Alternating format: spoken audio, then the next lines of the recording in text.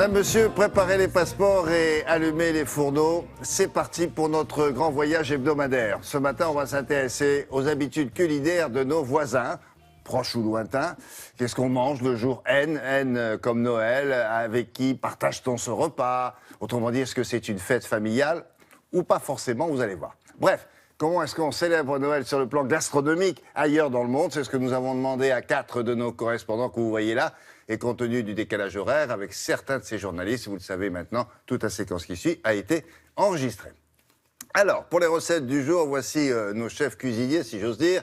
Claude Deschênes, qui nous attend à Montréal. Sandrine Mercier, qu'on retrouvera à Barcelone. Gérard Grisbeck, notre correspondant au Sénégal. Et enfin, Alexia Kefalas, qui nous donne rendez-vous à Athènes. Tout de suite, on s'envole pour Montréal, où nous retrouvons nos cousins québécois, et parmi eux, Claude Deschênes. J'imagine qu'au Québec, Claude, comme ici en France d'ailleurs, vous êtes dans les préparatifs du réveillon. Alors, qu'est-ce qu'il y aura au menu chez vous? Bonjour Claude.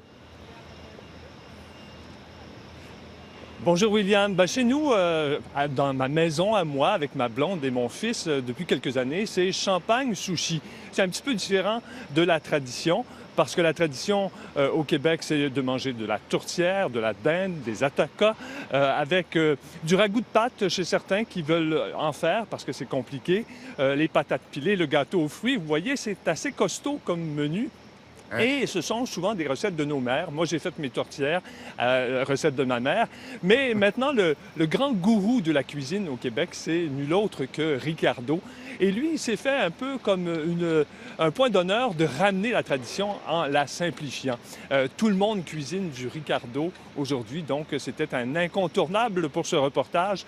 Je suis allé le rencontrer à son quartier général de Saint-Lambert, sur la Rive-Sud, où travaillent 80 employés. Bonjour, bienvenue. Ricardo, c'est une quotidienne à la télé en français et en anglais. Une publication mensuelle, le magazine le plus lu au Québec. Un site Internet, plus de 2 millions de visiteurs par mois.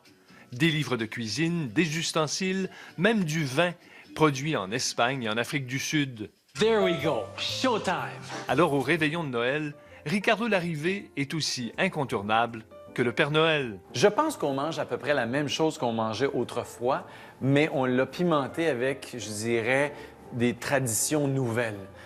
Au fil des membres de la famille qui entrent, des voyages, des influences extérieures, de l'immigration. Dès le départ, on a jumelé des coutumes très françaises avec d'autres coutumes beaucoup plus britanniques.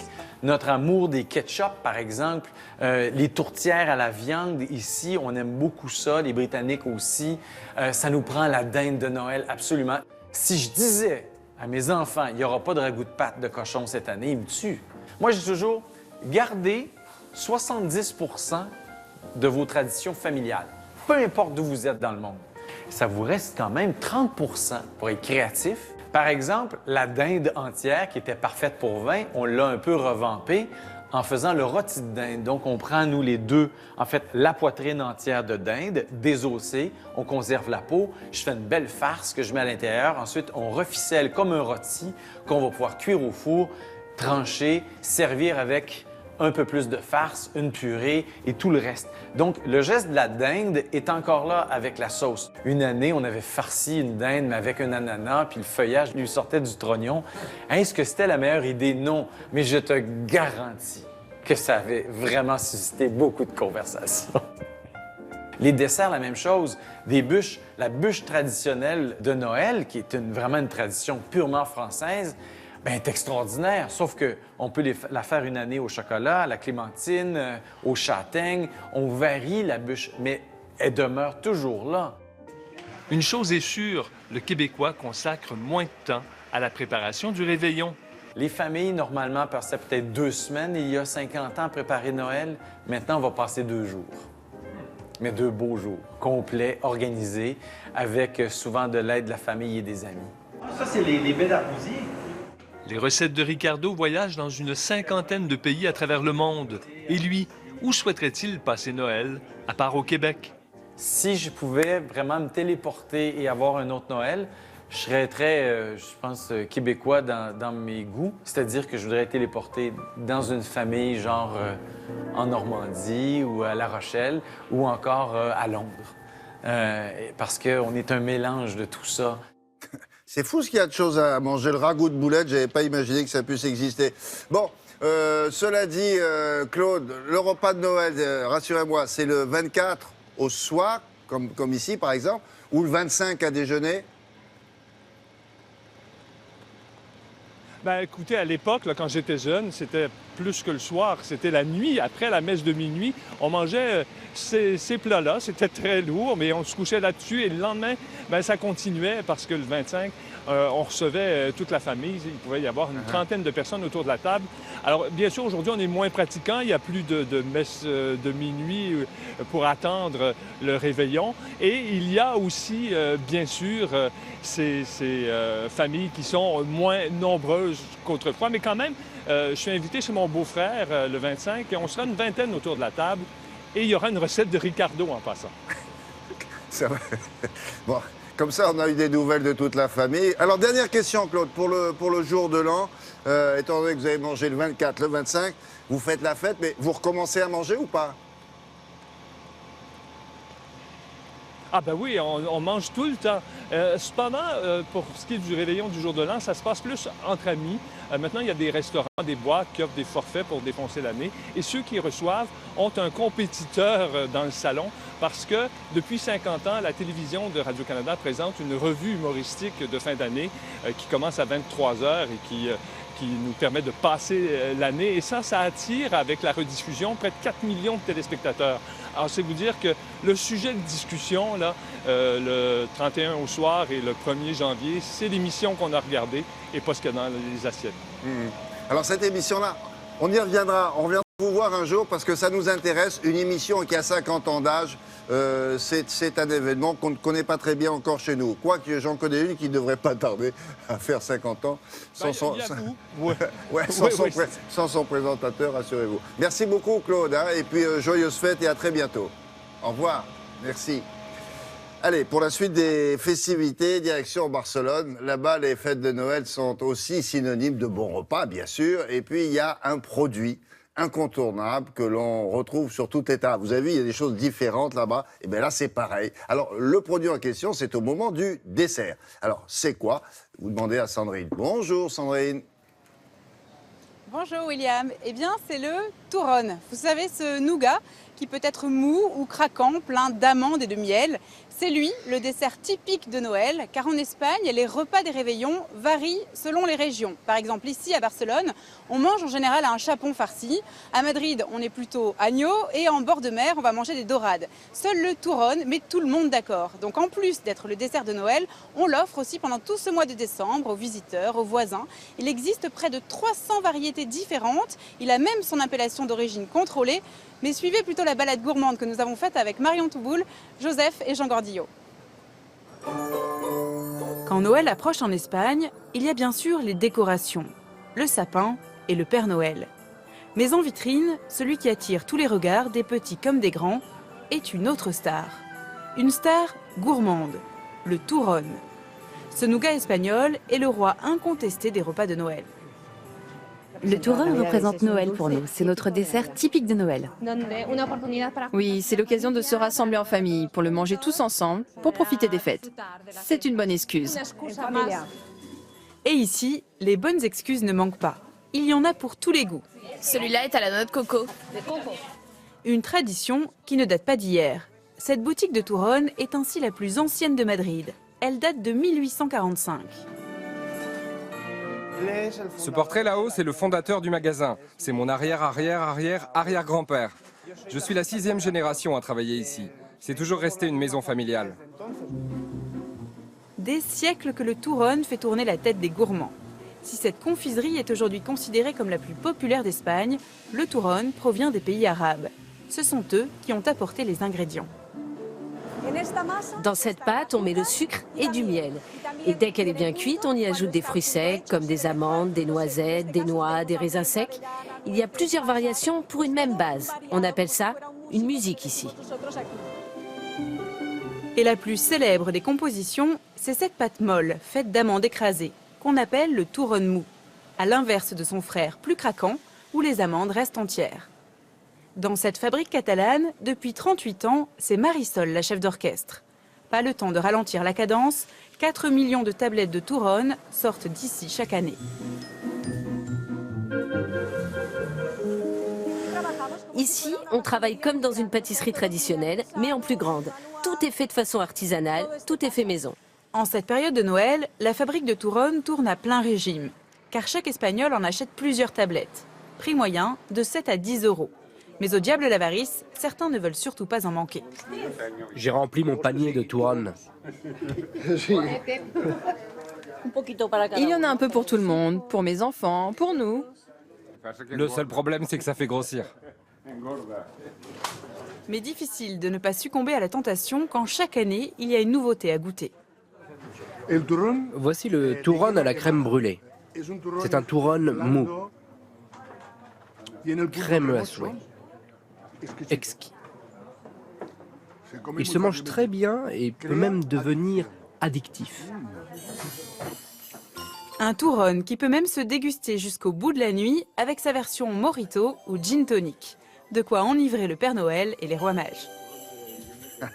Ah oui, c'est vrai, j'avais oublié. Chez vous, le Père Noël et les rois mages sont en concurrence. Donc, au bout du compte, les Espagnols n'arrêtent pas de manger entre Noël et l'arrivée des rois mages, je suppose. Eh bien, c'est bien ça, William. Les Espagnols commencent à se mettre à table le 24 au soir. C'est ce qu'ils appellent ici la Noche Buena, la bonne nuit, car ils dînent copieusement toute la nuit. Ils remettent le couvert le 25. Le 28 décembre, ils fêtent les Saints Innocents. C'est l'équivalent de notre 1er avril. Alors oui, bien sûr, on fait des blagues, mais on mange aussi. Le 31, rebelote, un repas en famille. Et le 6 janvier, c'est le jour préféré des enfants. C'est l'arrivée des rois mages. Ce sont eux qui amènent les cadeaux. Alors rien de tel qu'un bon repas avec en prime la traditionnelle galette des rois. Ah oui, la galette des rois, sous cette forme-là, pas la pâte feuilletée. Bon, bref, tout ça, c'est pas très léger. Sandrine, il faudrait peut-être penser à manger, je sais pas moi, un peu de fruits. Ça pourrait être une bonne résolution pour le début de l'année, non? Qu'est-ce que vous en pensez? Eh bien, vous ne croyez pas si bien dire, William, car les Espagnols commencent l'année en mangeant du raisin. Ça va, c'est sain. Le soir du Nouvel An, les places des grandes villes sont bondées.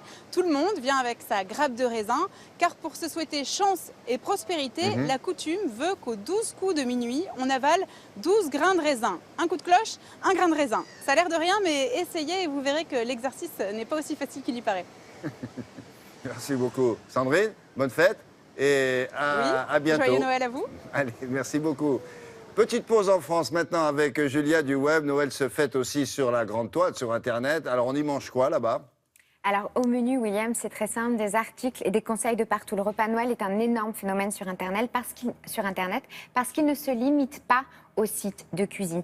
Tous les journaux, toutes les rédactions, quelles qu'elles soient, ont leurs conseils, leur site. Alors du coup, vous pouvez suivre tout ce que vous pouvez trouver comme idée sur Internet et vous pouvez aussi avoir tous les conseils de stars ou de grands chefs. Du coup, vous pouvez vous retrouver à faire un dîner avec l'entrée de Kate Middleton, le cocktail de Kim Kardashian ou encore le plat principal de Gwyneth Paltrow, le tout assaisonné des conseils. C'est quoi le plat principal de Gwyneth Paltrow? Alors, le plat principal, là vous avez les amuse-bouches de Pippa Middleton et le plat principal, c'est des huîtres gratinées au curry pour Gwyneth Paltrow, comme vous pouvez le voir. Voilà, donc c'est gratiné, comme vous pouvez dire. Donc le tout sur des conseils de grands chefs. Il y a aussi une chose qui est très importante, William, les 3 maîtres mots en ce qui concerne les préoccupations des internautes, c'est un repas facile, un repas pas cher, mais un repas traditionnel. Celui dont on dit qu'il est le menu préféré et le plus attendu des Français est la deuxième préoccupation au moment de Noël, après les cadeaux. Pour les Français, Noël rime vraiment pour 53% des sondés avec un excellent repas et c'est très important pour eux. 13% du budget de Noël en France est alloué au repas de Noël. Donc c'est très très important. Comme je vous le disais, pas cher, traditionnel et évidemment pas trop compliqué. Bon, est-ce que vous auriez des tuyaux sur le net pour que tout le monde passe précisément un bon réveillon? Il y a ou il n'y a pas? Bah oui, vous pouvez le dire parce qu'aujourd'hui, près de 4 Français sur 10 se disent aussi stressés à cause de l'organisation, notamment du repas de Noël. Donc, je vous conseille cet article sur l'Express, comment préparer le réveillon de Noël sans stress. C'est coaché par une spécialiste de l'organisation personnelle et de la gestion du temps. En gros, les maîtres mots, c'est anticipation, répartition des tâches et organisation. Et puis, 3 applis très rapidement. Recette de Noël, Alors là, évidemment, comme vous l'avez deviné, c'est que du repas Noël. Elle bat tous les records de téléchargement depuis quelques semaines parce qu'elle est complètement focalisée sur ce repas. Le meilleur site de cuisine très plébiscité par les internautes, c'est celui-là, 750 grammes. Et puis on termine parce que les anglo-saxons à ce sujet ont énormément de choses à nous apprendre par cette appli qui s'appelle Christmas Cookie, avec vraiment les anglo-saxons qui sont les rois du cookie Noël pour le coup. Merci Julia. Allez, notre voyage gustatif se poursuit. On va s'attabler maintenant au Sénégal, et plus particulièrement dans le nord du pays. Et avec vous, Gérard Grisbeck, nous allons découvrir une grande tradition culinaire grâce à une femme très attachée, paraît-il, à la culture locale. Et cette femme, nous l'avons rencontrée à Saint-Louis du Sénégal. Marie-Madeleine connaît tous les secrets de la ville, artiste, comédienne, journaliste, mais surtout amoureuse de sa ville, l'ancienne capitale impériale, avec son pont fait d'herbe et l'hôtel de la Poste, témoin de l'aventure de l'aéropostale avec Jean Mermoz. Mais Marie-Madeleine est aussi un cordon bleu et le poisson, elle ne l'achète qu'ici, sur la plage, directement aux pêcheurs pour le plat traditionnel des fêtes de fin d'année, le mulet à la Saint-Louisienne. Ah, tu as des mulets? Oui. C'est à vendre? Oui. Tu les vends combien? 18 000. 18 000. Non, trop cher. Faut toujours marchander. Faut toujours marchander. Par exemple, là, il me demande 18 000. Moi, je vais tout faire pour descendre avec une fourchette à 10 000. Parce que je sais que lui, c'est ce qu'il cherche. Il faut toujours casser le prix. Sur tous les produits. Sur tous les produits. Sur tous les produits. C'est une tradition. Sauf que ouais, c'est une tradition, le marchandage. Marie-Madeleine poursuit ses courses sur le grand marché de la ville, car il faut trouver tous les ingrédients. C'est important de rien oublier parce que quand on oublie quelque chose, ça n'a pas le même parfum. Donc la liste est longue en fait. Oui, elle est longue. Il y a plein de choses, pommes de terre, patates douces, citron, poivre, salade, œufs. Et tous les légumes viennent d'ici. Tous les légumes sont cultivés ici. Et pour la fête de Noël, Marie-Madeleine a vu les choses en grand. Ce sont les apprentis cuisiniers de ce centre de formation professionnelle qui sont à l'ouvrage. Mais c'est elle qui donne le là. Ils ont tous écaillé les poissons. Et maintenant, ils sont en train de passer à la première phase du dème farci à la Saint-Louisienne. Donc, on coupe le poisson du côté dorsal. Il va falloir qu'on enlève l'arête centrale. C'est pour mettre la farce. C'est pour mettre la farce. On enlève la chair parce que c'est cette chair-là qu'on va piler avec la farce. C'est une opération délicate parce qu'il faut éviter les trous au risque de déchirer le poisson.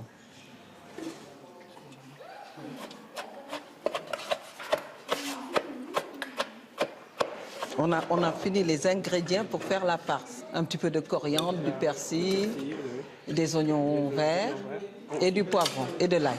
Voilà. Il faut en mettre assez et commencer à le coudre. La recette aurait été apportée par les Portugais il y a 3 siècles. Depuis, le mulet à la Saint-Louisienne fait partie du patrimoine. On enfourne. Le poisson va cuire pendant 40 minutes.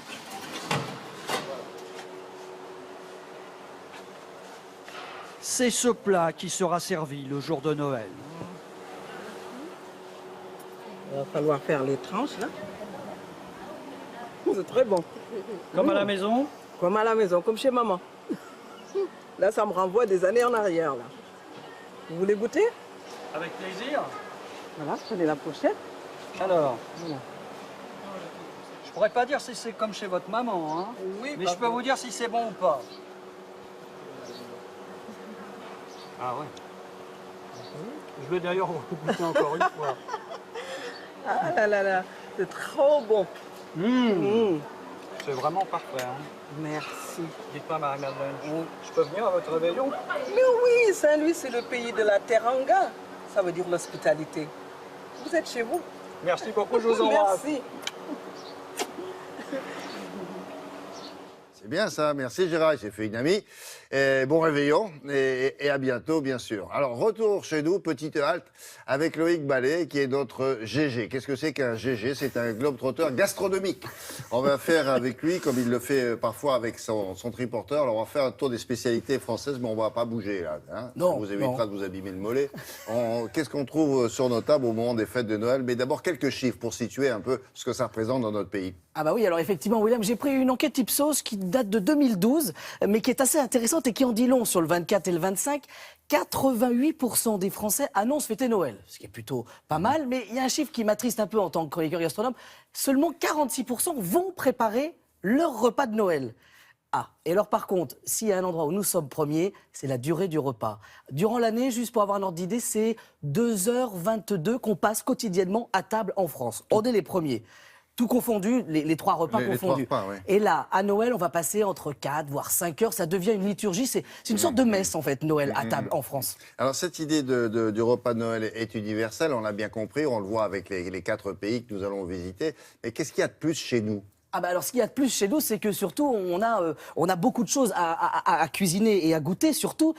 4, 5 spécialités sur lesquelles on est finalement un petit peu... Ce sont des best-sellers. On est champion du monde sur l'escargot, le foie gras et l'huître. Je m'explique. À Noël? Ah bah oui, à Noël. En entrée, on va prendre des escargots. 35 000 tonnes sont produites d'escargots et la France en consomme les 2/3 à Noël. Donc effectivement, c'est une grosse période. On est aussi champion du monde de foie gras en production, mais aussi en consommation. 70% sont consommés chez nous. Et puis alors, il y a aussi l'huître qui est très inscrite dans notre gastronomie, où là, l'huître, il faut vous imaginer que les 2/3 de la production d'huîtres en France vont être consommés durant les 2 semaines de Noël. Donc de ce côté-là, on ne chôme pas. Bon, ça c'est pour l'entrée. Ah oui. Pour la suite des réjouissances, des trucs très classiques aussi, on ne bouge pas. Avec ceci, je vous mettrai une petite dinde au marron, par exemple, qui est assez marrant parce que la dinde, elle est inscrite dans notre repas français, mais c'est finalement un élément qui a été trouvé en Amérique, au Mexique. Ce sont les Espagnols qui l'ont découvert et les conquistadors, ils l'ont appelé la poule d'Inde parce qu'ils pensaient avoir découvert l'Inde. Et donc, c'est comme ça, c'est à partir du 19e siècle qu'on a commencé à l'inscrire vraiment à la table en France. Et il faut vous imaginer qu'au mois de décembre, chaque minute, on consomme 41 dindes en France. Est-ce que vous imaginez chaque minute? En 30 ans, on a multiplié par 6 notre consommation de dinde. Elle a vraiment pris toute la place sur la table. C'est bien de rappeler ça, que la poule, en fait, et comme ils avaient effectivement cru découvrir l'Inde, la poule d'Inde. D'où la dinde. Voilà. Alors, on a enlevé l'apostrophe, on a enlevé le S et voilà, on les appelait dindes. Bon, alors, ça ou le chapon, d'accord, et après la bûche. Je savais que vous étiez bec sucré, donc je me suis dit qu'une petite bûche pour Noël. Alors là, la bûche, c'est assez marrant parce que la tradition vient tout simplement que, d'ordinaire, à la veillée, on participait au bois de chauffage. Donc on amenait une bûche. Et c'est au 19e siècle que les pâtissiers, alors on se bat sur la date, donc je ne me suis pas prononcé, mais c'est au 19e siècle, ce sont des pâtissiers parisiens qui ont commencé à se dire, on va créer une bûche en chocolat qui ressemblait à une bûche. Et on avait aussi cette tradition qui était en Poitou-Charentes, c'était le roulé, qui ressemble effectivement à la bûche aussi. Voilà. Oui, c'est ça, parce que le bois, ça s'achetait, ça coûtait parfois cher. Ça coûtait cher, et donc quand on arrivait chez un ami, on lui apporte des bûches. Effectivement, voilà, et sur le chariot justement des 13 desserts, on amène une bûche. Voilà. Alors, pour finir justement dans les régions, est-ce qu'il y a des traditions différentes qu'on soit au nord ou au sud, à droite, à gauche? La Provence, les 13 desserts, les fruits confits du côté de Carpentras, on a la pompe à l'huile, vous savez, c'est cette brioche où on rajoute un petit peu d'huile d'olive et de la fleur d'oranger, des zestes d'orange, c'est merveilleux. On a aussi en Alsace les bredele, ces petits biscuits qu'on retrouve de partout sur les tables, à l'entrée des maisons. Voilà, regardez comme alors ça, ce sont les bretzels, mais les bredele, ce sont des petits biscuits à la cannelle qui sont en forme de sapin, de Père Noël, voilà. Et puis on a aussi la papillote du côté de Roanne, Saint-Étienne, Lyon, qui puis le sud-ouest, vous savez, c'est ce chocolat enveloppé dans un papier doré. Oui. Et puis on a la poularde de Bresse, chère à Monsieur Georges Blanc, voilà, du côté de la Bresse. Et puis alors, je termine avec une petite phrase de Pierre Desproges. Noël est le seul jour de l'année où les hommes se conduisent comme les oies du Périgord, mais sans se forcer. C'est pas mal comme phrase.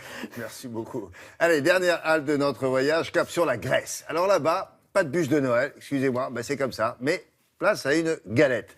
Mais c'est pas seulement là, la seule différence. Alessia, expliquez-nous ce qui se passe chez vous à Noël et au jour de l'an.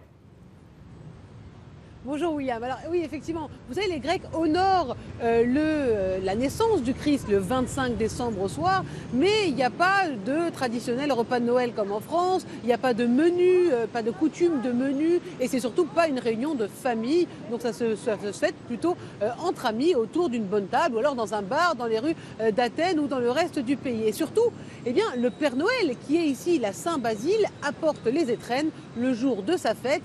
Et sa fête, la Saint-Basile, donc, c'est le 1er de l'an. Et ça se fait donc avec une galette assez particulière. Et si je comprends bien, cette tradition, elle est religieuse? Oui, alors, c'est un peu des deux, William. On peut voir que dans l'Antiquité, déjà, il y avait la tradition du pain festif qu'on offrait en offrande aux dieux, comme ou à la déesse Déméter, pour obtenir santé et puissance pendant toute l'année. Donc, il y a déjà cette tradition. Alors, aujourd'hui, on célèbre la Saint-Basile, donc qui est le Père Noël grec. Et la Saint-Basile, c'était un évêque qui venait de Cappadoce et qui était réputé pour sa générosité inégalée. Et donc, pendant la Saint-Basile, donc le jour de l'an, certes, il y a les cadeaux, mais il y a surtout la fête, la galette de la Saint-Basile qui s'appelle la Vassilopita. Et cette Vassilopita a une recette bien particulière. Nous avons donc voulu en connaître les secrets dans un village très isolé qui s'appelle Anthochori et qui est situé à côté de la ville de Karditsa dans la Grèce centrale. Et c'est pour ça que je vous emmène avec nous en voiture, William, pour découvrir ce petit village et cette Vassilopita dans ce sujet réalisé avec Aris Katsiyanis. Pour mieux nous imprégner de l'esprit de Noël, nous avons décidé de nous rendre à Anthochori, un petit village isolé situé à 1560 mètres d'altitude, à quelques kilomètres de la ville de Karditsa, dans la Grèce centrale. Les camaïeux de verre sont parmi les plus peints du pays et les douceurs les plus réputées. Bienvenue dans notre beau village. Venez, rentrez. Pour Eleni, qui tient une taverne traditionnelle, comme pour tous les Grecs, préparer correctement le repas de Noël, c'est surtout tout faire pour bien commencer l'année. Car en Grèce, le Père Noël, c'est Saint-Basile. Il est donc célébré le jour de l'an, le jour de sa fête.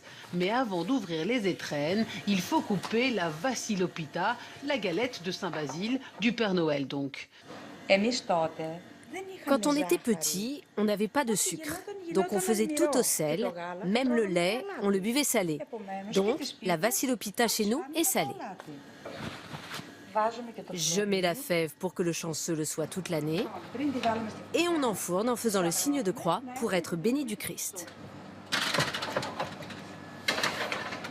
La recette d'Eleni est sacrée. Vous pouvez donc comprendre, William, qu'il y a plus de 300 recettes de Vassilopita à travers la Grèce. Mais au moment de la couper, il y a le même rituel partout. Il est d'ailleurs presque religieux puisqu'il honore Saint-Basile, l'évêque qui a marqué par sa générosité. La première part est mise de côté pour le Christ, la Vierge et Dieu.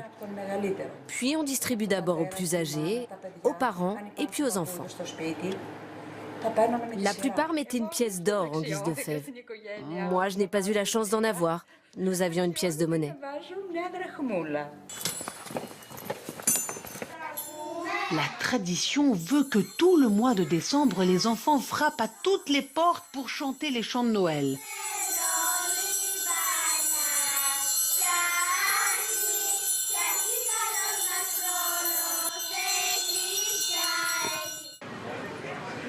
Après avoir bien mangé et chanté les chants de Saint-Basile, la plupart des Grecs passent toute la nuit à jouer aux cartes. Rien de tel pour la digestion. Certains se préparent donc à cette échéance pour affronter les cousins, oncles et tantes. D'autres terminent l'année comme ils l'ont commencé. Et celui qui gagne la fève, il a droit à la couronne sur la tête comme chez nous ou pas? Non, pas vraiment, William. En fait, vous savez, la Vassilopita, il y a certes une fève, mais on gagne plutôt la bénédiction de Saint-Basile, donc du Père Noël grec. Et Saint-Basile, en grec, c'est Vassilis et Vassilias. Le mot grec Vassilias veut dire roi. Donc, quelque part, eh bien, c'est un roi. Il a le titre, mais il n'a pas la couronne, mais au moins, il a santé et chance toute l'année. Ça a l'air assez appétissant, cette galette. Mais bon, c'est pas forcément très léger. Hein. Alors, rassurez-moi, on ne mange pas que ça à la Saint-Basile. Non, et encore, il manque les odeurs avec la télévision parce que ça sent très très bon dans le village. Et non, ce n'est pas tout. La vassilopita, William, c'est le dessert. Avant, il y a tout un repas avec dinde, saumon, mais surtout beaucoup de gâteaux, des gâteaux au sucre glace, des gâteaux au miel. Bref, beaucoup de douceur pour très bien commencer l'année. Merci beaucoup. Ben, je vous souhaite de bonnes fêtes et à votre équipe aussi. À bientôt, Alexia. À bientôt. Très bonne fête, William. Merci. Madame, Monsieur, l'émission touche à sa fin. On va remercier nos 4 correspondants de nous avoir éclairés sur les repas de Noël un peu partout dans le monde avec des choses très différentes. Et les matins, c'est fini aussi pour aujourd'hui. Nous, on se retrouve lundi car vous le savez, la maison reste ouverte même pendant les vacances. Très bon week-end.